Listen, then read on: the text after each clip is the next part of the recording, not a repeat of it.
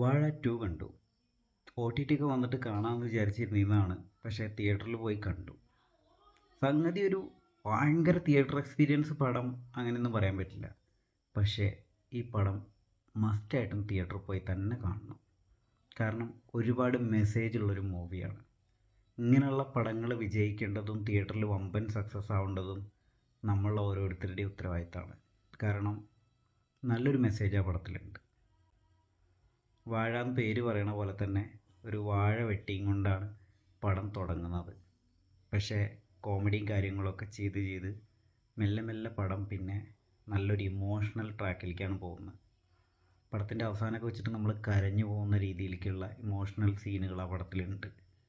പുതുമുഖങ്ങളാണെന്ന് തോന്നില്ല, ഇത്രയും ടാലൻറ്റഡ് ആയിട്ടുള്ള കാസ്റ്റിംഗ് എങ്ങനെ ഒപ്പിച്ചു എന്നുള്ളതാണ്. അത്രയ്ക്ക് മനോഹരമായിട്ടാണ് അവർ അഭിനയിച്ചിരിക്കുന്നത്. നിങ്ങളെല്ലാവരും പറ്റുവെച്ചാൽ തിയേറ്ററിൽ പോയി തന്നെ പടം കാണും. ഈ വിഷു വാഴ തൂക്കി മക്കളെ.